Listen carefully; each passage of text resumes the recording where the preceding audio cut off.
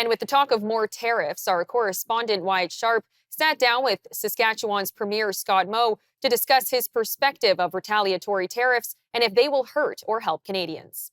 And what is going to find us through, whatever this discussion looks like over the next number of months and weeks, it is for us to find a path to fair and tariff-free trade. And diplomacy is going to find that path. And so I would agree with Danielle when it comes to retaliatory tariffs. We've been, hesitantly or reluctantly supportive of the very focused retaliatory tariffs that we have. But as I said, we need to start to consider leading in this space. I've been in Washington a few times. What the message we have brought to policymakers and decision makers in Washington is one that President Trump's tariffs are going to have an impact first and foremost and deepest on American businesses and second, American families. Mm-hmm. If we accept that as fact, and I do, then counter tariffs put in place by the Canadian government would equally have a derogatory impact on Canadian businesses and Canadian families. And so, why would we do that to ourselves? And so I think moving forward, it's time for us to, certainly have a very, informed discussion about, do we want to lead to that, that fair, tariff-free trading environment? And if we want to, we may have to, start to consider making decisions about removing the retaliatory tariffs we have in place, because they do have an impact on Canadians, and then really encouraging our trading partners to follow. And so I guess the question that a lot of people are asking too is, if not retaliatory tariffs, how do you either propose kind of a reasonable alternative, or I guess in an ideal world, get Donald Trump to back down, especially given you're seeing, some pretty conservative people in the U.S. like Ben Shapiro, Rand Paul come out and openly speak out against them.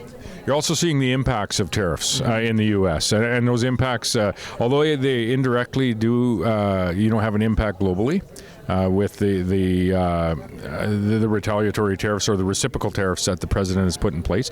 The most direct and significant impact is directly into the U.S. community, U.S. businesses, U.S. families, and we've seen that very much at a couple of different occasions. The same is true for Canada, and so my theory stands is we need to have a discussion around what is actually the impact of tariffs. I would say the impact is hurting your own citizens that you represent. And so if not retaliatory tariffs, then what? And I said earlier, if we are going to get to that fair trading environment, that tariff-free trading environment, it is going to take diplomacy. So let's do everything we can to open up those diplomatic channels of conversation, whether it be with the United States of America and the Trump administration, or in Saskatchewan's case, we have a great concern with the tariff on canola and peas and pork. And so those diplomatic channels need to be opened up as well between the Canadian government and the government of China. And I mean, all of this we kind of knew was coming when Donald Trump was running for president, but certainly I think maybe does it spark kind of a conversation about the need to diversify our trade market beyond the U.S., and how do you go about doing that? Yes, we always need to be focused on diversifying our trade market, not only beyond the U.S., but to as many markets of allied nations around the world that we can. However, in saying that, you aren't going to replace the U.S. market. Yeah. So if you think you're just going to replace the hundreds of billions of dollars that flow into the U.S., you're just not being serious.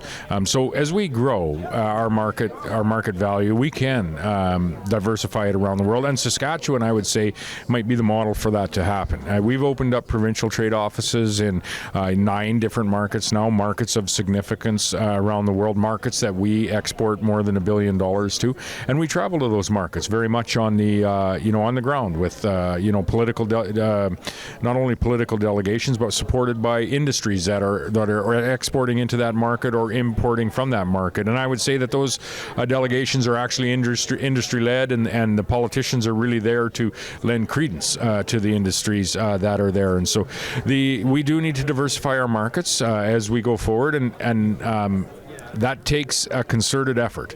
You don't just step in and work on that trade relationship. It's something that has to be worked on, for years as you go through time, so that when you do have trade challenges, you do have the relationship and you're able to pick the phone up and make those phone calls.